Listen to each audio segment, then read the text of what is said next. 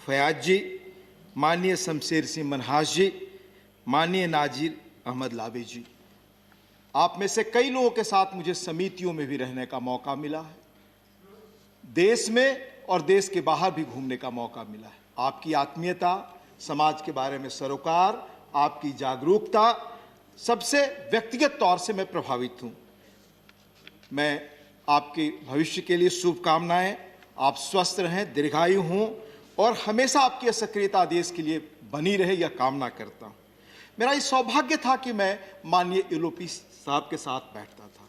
मैं कहना चाहूंगा कि आज माननीय प्रधानमंत्री जी ने जो कुछ कहा वो इतिहास का वो अध्याय है जिसे आने वाली पीढ़ियां सबक लेंगी कि किस तरह से गुलाम नबी साहब के आजाद के कद तक पहुंचने के लिए किस तरह की साधना से राजनीति में गुजरनी होती है। चंद्रशेखर जी कहा करते थे कि हर व्यक्ति का 90% जो है वो मानवीय पक्ष होता है, 10% राजनीति का।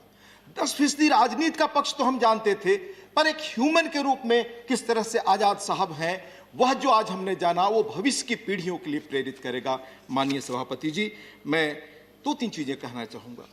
एक व्यक्ति, पिछले दिनों में आजाद साहब को बहुत ध्यान और गौर से पढ़ता हूं जो वो कहते हैं। पिछले दिनों उन्होंने कहा नई पीढ़ी की राजनीति और 5 सितारा की राजनीति के बारे में।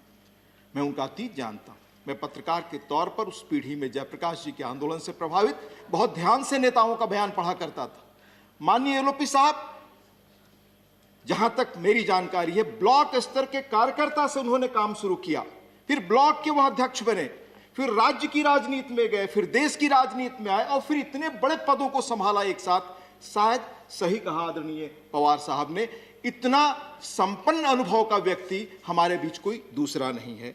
मैं यह भी कहना चाहूंगा कि स्वास्थ्य मंत्री के रूप में उनके कई काम बहुत उल्लेखनीय, जिनमें नेशनल रूरल हेल्थ मिशन में, national urban health mission, medical colleges की स्थापना के बारे में हम सब लोग सुनते थे और सिविल एविएशन से लेकर कई चीज़ों में हमेशा उन्होंने एक दूरदृष्टि के साथ काम किया।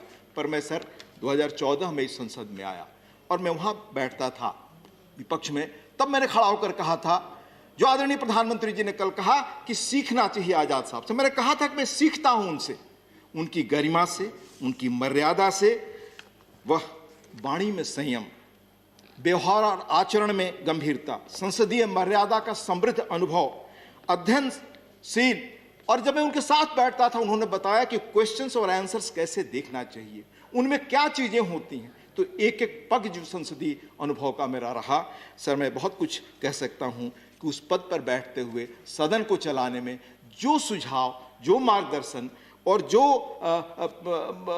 कभी कठिन समय आया तो जो जिस तरह से रास्ता निकले, वह काम जो मैंने आजाद साहब का देखा, वह सचमुच मौका आता था तो वह सीमा से उठ करके देश के बारे में सोचने वाले व्यक्ति हमेशा रहे हैं। और मुझे यकीन है कि खास तौर से एक पक्ष और मैं कहकर यह उल्लेख करना चाहूँगा कि पूरे देश को उन्होंने जम्मू कश्मीर के बारे में जिस तरह से कनेक्ट किया है, वह उनका अद्भुत और समृद्ध पक्ष है।